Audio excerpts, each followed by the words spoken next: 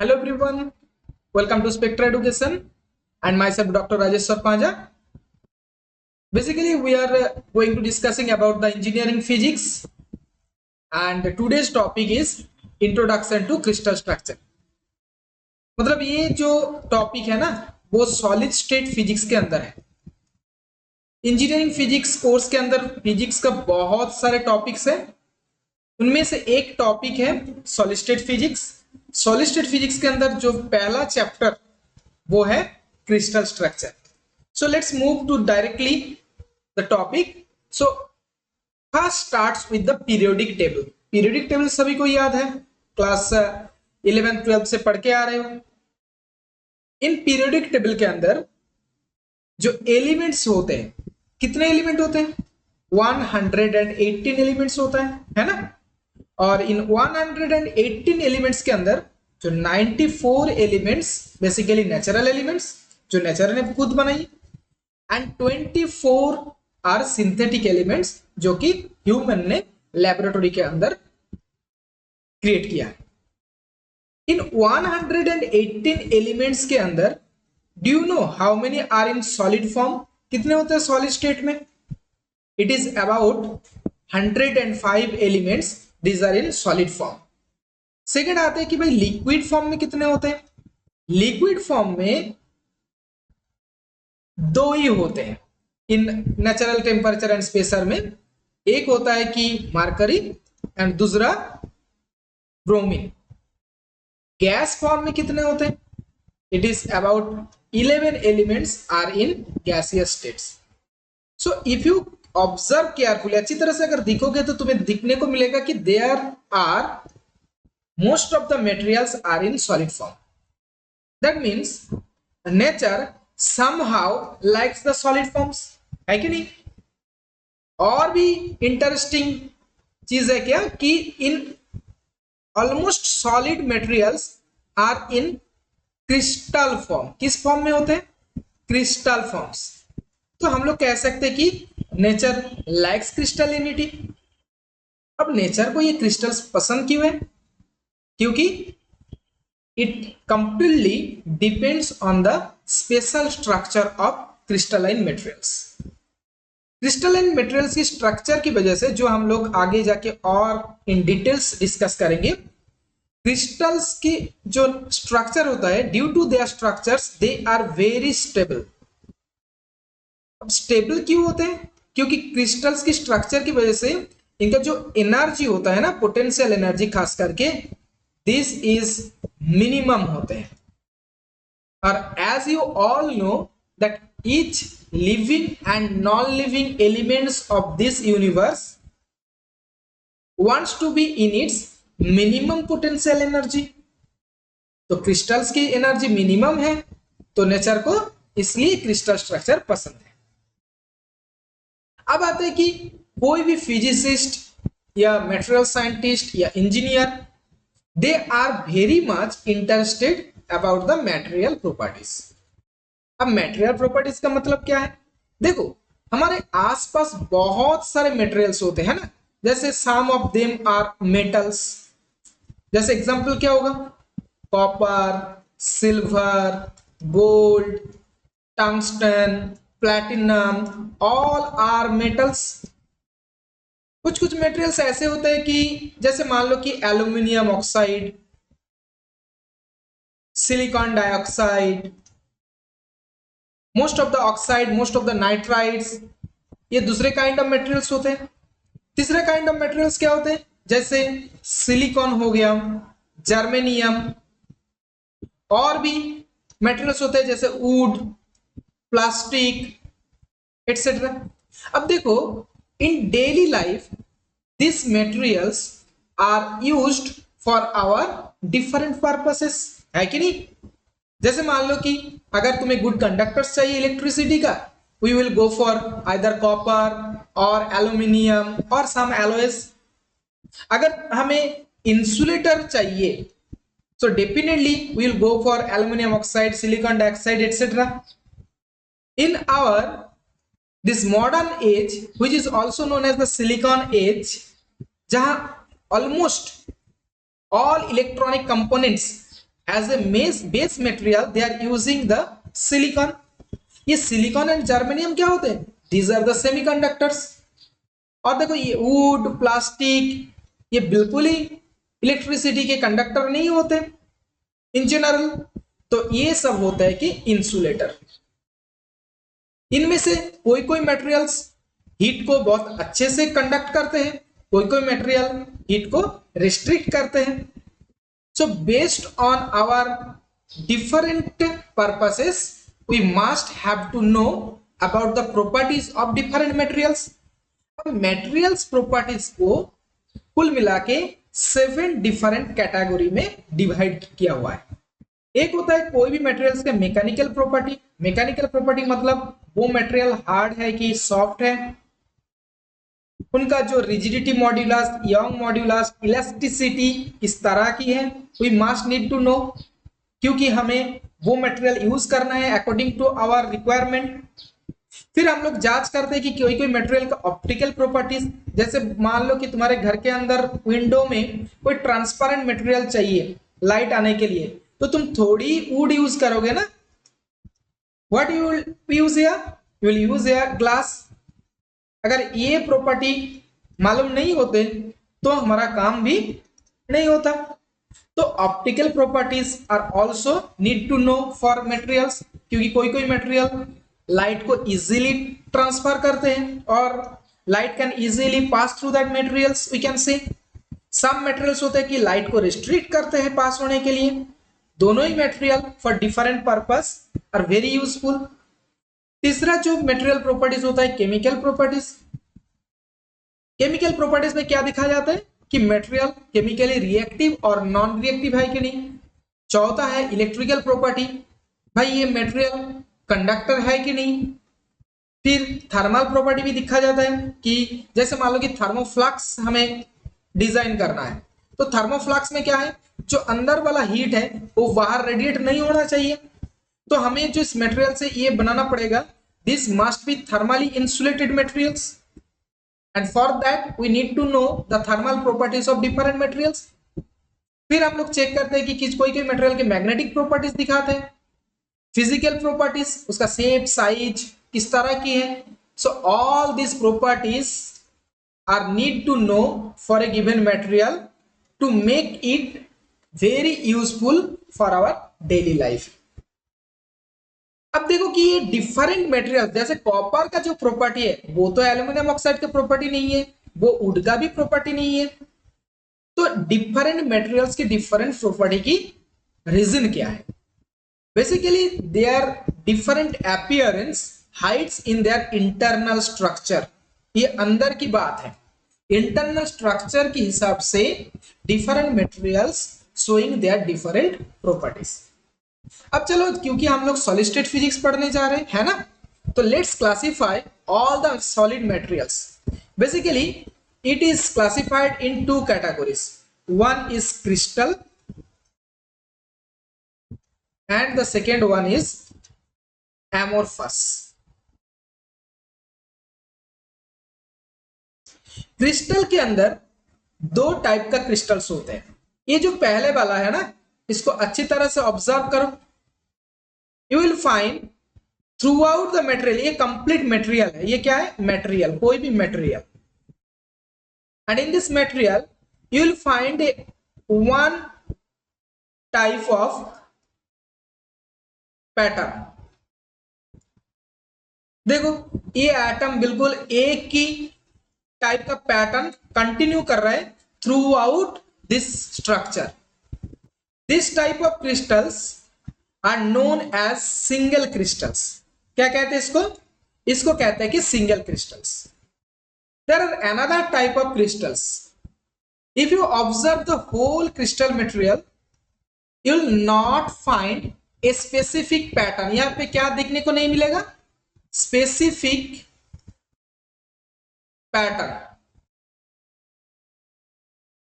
But if you split it, these crystals in different regions, एक एक reason के अंदर तुम्हें एक पीरियोडिक अरेंजमेंट और रेगुलर पैटर्न दिखने को मिलेगा। जैसे मान लो कि first region, you will find the atoms are arranged in this way.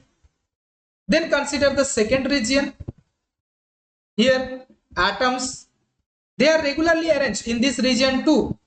But if you compare region 1 and region 2, you will not find the relation or the same type of arrangement. Similarly, you can consider the region 3. Their arrangement is quite different from the region 1 and region 2 and also region 4. So what we have observed here, we can find out from this pattern there is a local regularities. क्या है? Local regularities. But कोई global एक तरह की arrangement जैसे हमें single crystals में दिखने को मिल रहा है वो नहीं मिलेगा इधर. This type of crystals are known as polycrystal. Okay, ये हो गया क्रिस्टल्स की दो डिवीजन.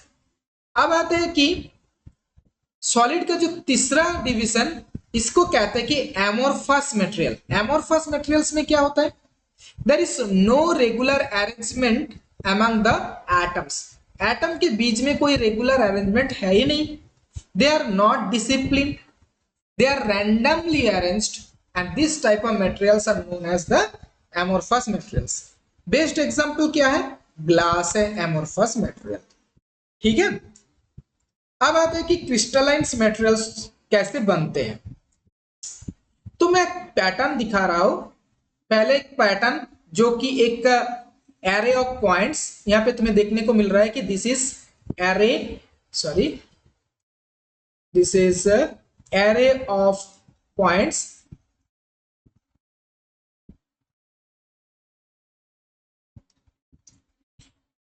प्लस यहां पे देखो कि these are the some real particles. Real particles मतलब हो सकता है कि these are the atoms, molecules, etc. Ions भी हो सकते हैं. तो ये जो फर्स्ट इन दोनों को अगर एक साथ मिलाया जाए, so then we are getting the crystal structure.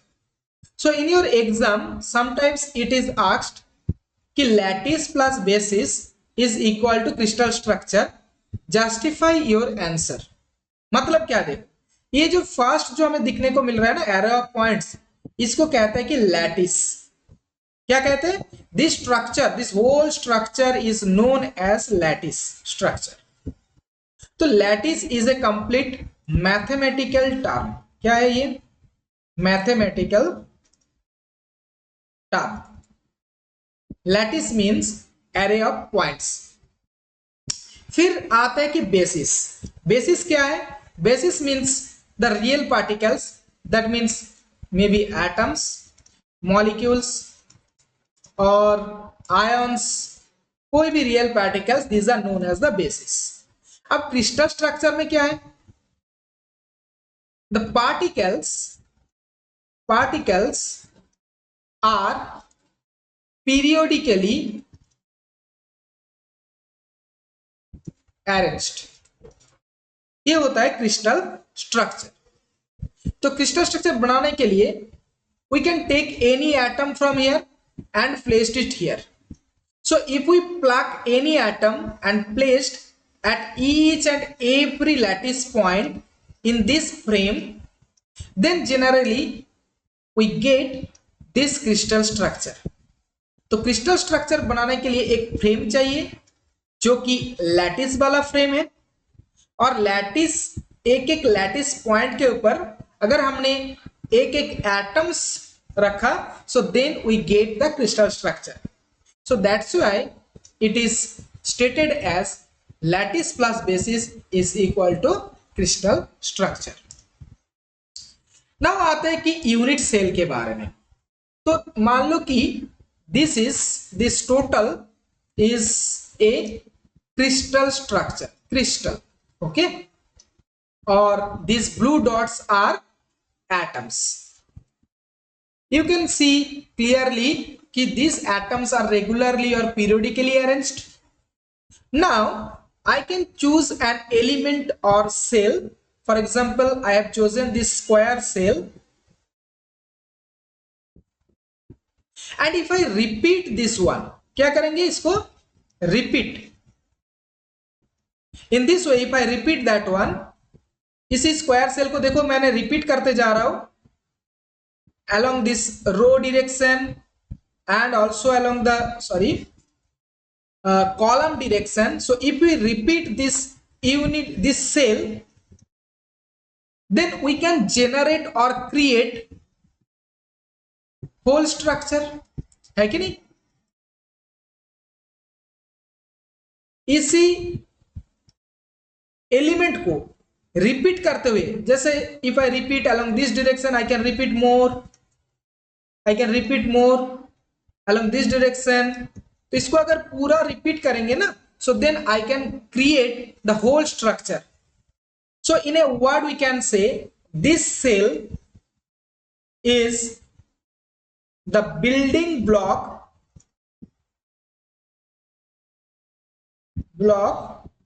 of the crystal structure.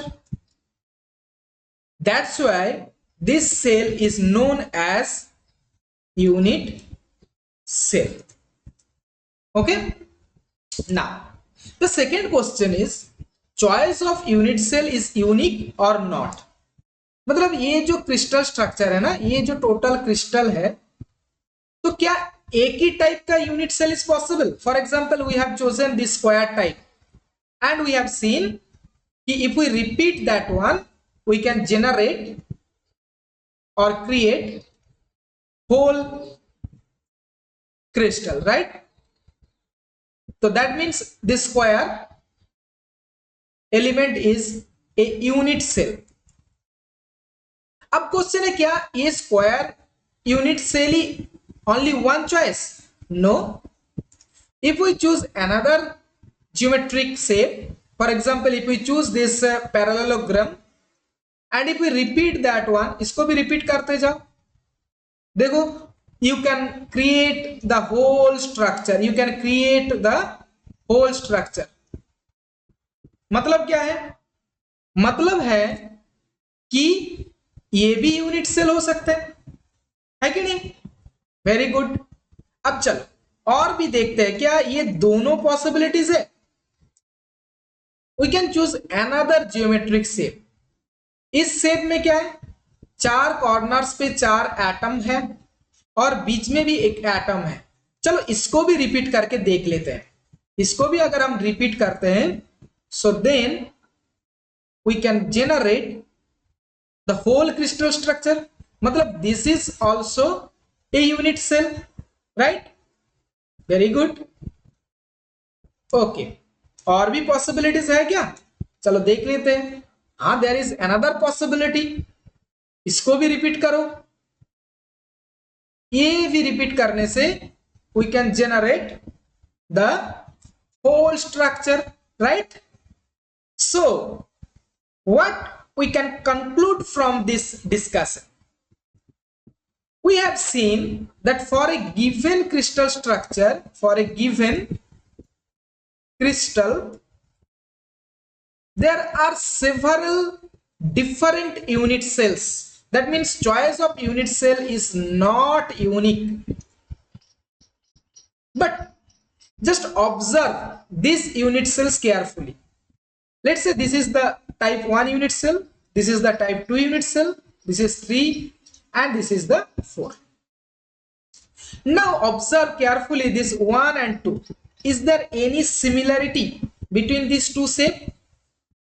If you observe, you will find for each shape the atoms are only at the corners. Atoms कहां पे भाई?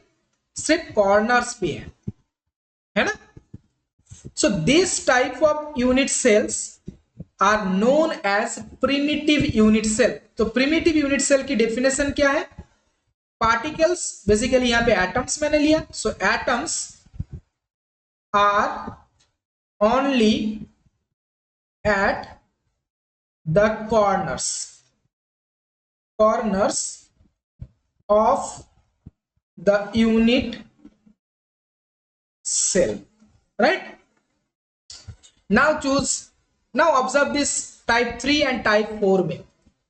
यहाँ पे देखो कि atoms are at the corners, okay, it is just like the primitive unit cells. यहाँ पे भी कॉर्नर्स पे तो एटम है ही है ना, लेकिन यहाँ पे एक extra atom at the middle, यहाँ पे बहुत सारे extra atoms, it is at the middle, this is at the middle of this edge, this is at the middle of this edge, this is edge. That means in type 3 and type 4 corner atoms तो है ही, corner atoms, उनके साथ साथ of corner atoms भी है। क्या है? Of corners atoms भी उनके साथ है। Okay, so this type of unit cells are known as non primitive unit cell. So what we have learned, for a given structure, therefore there are possible several numbers of unit cell. Among these different unit cell, some of them are primitive and some of them are non-primitive unit cells. So far we have discussed about the two-dimensional case, but reality क्या है भाई, हम लोग 3D में जीते हैं, तो crystals भी 3D में होगा। तो मान लो कि ये एक टोटल क्यूबिक क्रिस्टल है। क्या है? एक क्यूबिक क्रिस्टल है। तो क्यूबिक क्रिस्टल्स के अंदर if you observe carefully you will find this crystal is made up of very little cubes. तो for example if you consider this blue cube and if you repeat that one in this direction, in this direction, in this direction, then you can generate the whole cubic crystal. मतलब for this crystal we can say this is the unit cell, so this is the unit cell, है ना? So now if we observe all crystal structures of this universe, you will find there are only 7 different kinds of crystal system. कोई भी crystal materials उठा के लेके आओ अपने आसपास से या कहीं से भी, this crystal might fit in any one of these 7 crystal system. मतलब जैसे मान लो कि कॉपर को उठा के लेके आए, ये कॉपर 1 2 3 4 करके जो 7 डिफरेंट क्रिस्टल सिस्टम्स है ना, इनमें से किसी एक में फिट हो जाएगा। Is it clear? तो ये 7 क्रिस्टल सिस्टम कैसे बनते हैं, तो चलो एक बार देख लेते हैं कि 7 क्रिस्टल सिस्टम्स की फॉर्मेशन कैसे होता है। So for example we have chosen a unit cell in this form, unit cell. ठीक है, अब इस यूनिट सेल में देखो कि there are 3 axes mutually perpendicular. One is A जो लेंथ है along the x direction, b length, ये जो लेंथ है, ये जो लेंथ है, this is the b, and there is a another length c. So this numbers a, b and c, if we change these parameters, मान लो कि a को चेंज कर रहे हो, इसको इंक्रीज कर रहे हो, बढ़ा रहे हो इस डायरेक्शन में, तो अगर a को चेंज करोगे तो इसका साइज चेंज होगा कि नहीं होगा? बिल्कुल होगा। अगर if you increase the a, then the size of this unit cell will also increase, है ना? Similarly, if you change a b together or a b c together, you can get unit cell of different sizes. Next, there are another 3 parameters. कौन कौन है? ये देखो कि एक alpha angle है जो कि c एंड b के बीच में है, दूसरा है बीटा एंड तीसरा है गामा। तो alpha beta gamma, if you change that one, then you can change the shape of this unit cell. टेढ़ा मेढ़ा हो जाएगा, इसका डिफरेंट शेप मिलेगा अल्फा को चेंज करने से, बीटा को चेंज करने से, या गामा को चेंज करने से, या इन तीनों को ही चेंज करने से। मतलब क्या है? There are 6 parameters A B C alpha beta and gamma. By changing this parameters we can get different unit cell of different sizes and shapes. Based on the relation among these 6 parameters, we can generate ultimately 7 different system. तो ये 7 different system कैसे form होता है देखो एक बार, बहुत ही आसान है ये सब। इन जो पैरामीटर्स है इनको लैटिस पैरामीटर्स कहते हैं। द फर्स्ट सिस्टम फॉर्म्ड कि if A, B, C are all equal and alpha, beta, gamma are 90 degree, for example you can take this unit cell, this system is known as the cubic. Almost all metals are under this crystal system. Similarly you can observe by getting different relations among the lattice parameters, we can get tetragonal, orthorhombic, trigonal, hexagonal and so on. There are some example of the materials for different crystal systems. अब exam में question किस तरह के आते हैं देखो भाई, पहले से एक काम करो कि you should memorise this table, मतलब ये जो रिलेशंस है ना, you should memorise this things. क्यों? क्योंकि एग्जाम में कभी कभार ये पूछते हैं कि what is the lattice parameter relation for tetragonal system, then you have to write this is A equal to B not equal to C, alpha beta gamma is equal to 90 degree. Sometimes ये भी बोल देता है कि मान लो कि A is equal to 5 angstrom, B is equal to 5 angstrom and C is equal to 10 angstrom, right? And alpha beta and gamma is equal to 90 degree. Identify the crystal system, then obviously you can get this relation, so your crystal systems will be tetragonal. कभी कभार ये direct it is also asked कि write down the lattice parameter for trigonal system, कभी कभार ये relation दे देंगे, you have to identify the crystal system. That's why you should अपने आप को ये याद रखना पड़ेगा, ठीक है? चलो फिर, लेकिन वन थिंग यहाँ पे एक बहुत ही मजेदार चीज है कि when this 7 crystal system was form, इनका जो लैटिस पैरामीटर्स, दैट मीन्स ये जो unit cell, all unit cells are of primitive unit cell. क्या है? Primitive unit cell. मतलब ये क्यूबिक का जो यूनिट सेल है प्रिमिटिव, ये दिखाई दे रहा है कि 8 कॉर्नर्स पे 8 atoms are only at the corners, that's why this is primitive. Tetragonal का भी यूनिट सेल ले लो, वो भी प्रिमिटिव होगा, उसका shape and size will be different. Orthorhombic का भी primitive. So all 7 crystal systems basically indicates the primitive unit cell. बाद में क्या हुआ?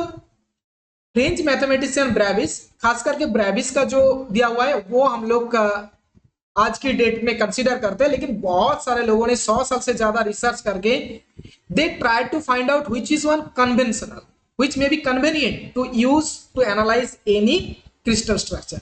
तो उनको पता चला कि भाई सिर्फ प्रिमिटिव यूनिट सेल लेके if we try to analyse any crystal structure, sometimes it becomes very difficult. तो हम सिर्फ कॉर्नर एटम्स को लेके ही यूनिट सेल नहीं लेंगे, ऑफ कॉर्नर एटम्स को भी कंसीडर करेंगे। क्या करेंगे?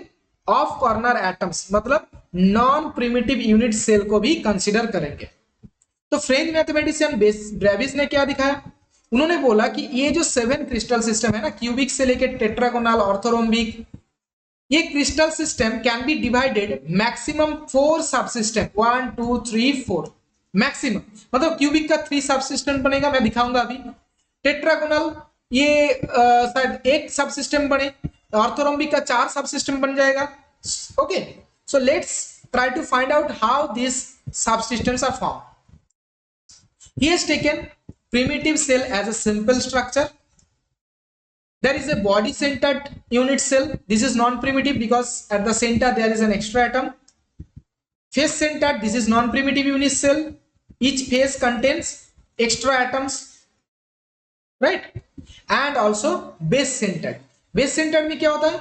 कोई one pair of opposite faces जैसे top and bottom will contain atoms. हो सकता है कि ये दोनों फेस, ये जो साइड बाय साइड फेस है, दे कंटेन एटम्स, तब ये टॉप एंड बॉटम नेम में नहीं रहेगा। कोई one pair of faces contain atoms, then this type of unit cell are known as base centred unit cell.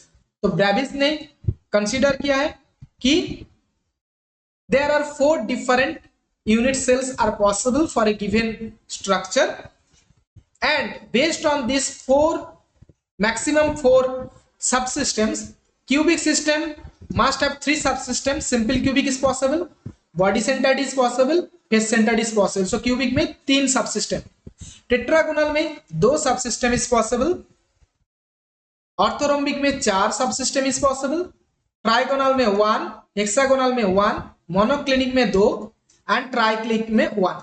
तो कुल मिला के इन 7 crystal system contain 3 + 2 5 + 4 9 10 11 13 14. So 14 different subsystems are possible for these 7 different crystal systems. तो ये जो 14 different lattice structure we have found out, these are known as the 14 Bravais lattices. Questions क्या पूछा जाता है? How many crystal systems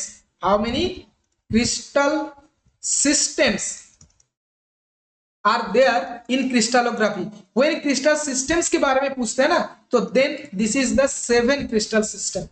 Okay, but if it is asked how many Bravais lattices are there, then there are 14 Bravais lattices are there. तो ये तो था preliminary idea of crystal structure. अगर किसी को ये ऑनलाइन कोर्स लेना है तो you can join. It is a very low fees course है, कोई भी ज्वाइन कर सकते हो. वन टाइम पेमेंट है और पेमेंट बहुत ही कम है. If you want to make you very good or prepare you in physics, basically to become an engineer, क्योंकि इंजीनियर होने के लिए दो विंग्स होता है, एक होता है फिजिक्स और दूसरा होता है कि मैथमेटिक्स. इन दोनों विंग्स के बलबूते पे यू कैन फ्लाई. तो सभी को पता है कि फिजिक्स कितना एसेंशियल्स होते हैं और फिजिक्स का बेसिक बहुत स्ट्रांग होना चाहिए. तो जो भी स्ट्रीम तुम्हारा है, तो कोई भी अगर तुम्हें ये ऑनलाइन कोर्स चाहिए, you can contact with me. In this course में क्या होता है, दिस कोर्स में बेसिकली फिजिक्स का जितने सारे टॉपिक्स होते हैं ना, फिजिक्स का जितने सारे टॉपिक्स होते हैं, जैसे मान लो कि क्वांटम मैकेनिक्स और simple mechanics, mainly vector calculus, statistical mechanics, then acoustics, electromagnetic theory, optics, जितने सारे टॉपिक्स होते हैं खास करके मैकाउट या टीआईयू के अंदर. In this course, each topic will be discussed with the weekly live classes. You will get the recorded video lectures and notes also. If you take this course, definitely will be beneficial, because ये course तुम्हें, अगर तुम्हारा weakness है थोड़ा physics के अंदर, each and everything will be clear here. So you can join now. In the next lecture, we will discuss about how to analyze the crystals, and for that we will take 5 parameters. और बारीकी से एक एक topic को हम लोग discuss करेंगे, क्योंकि समझना तुम्हें है और समझाना मुझे है. Okay, so that's all for the day for this lecture. We will meet again in the next video lecture.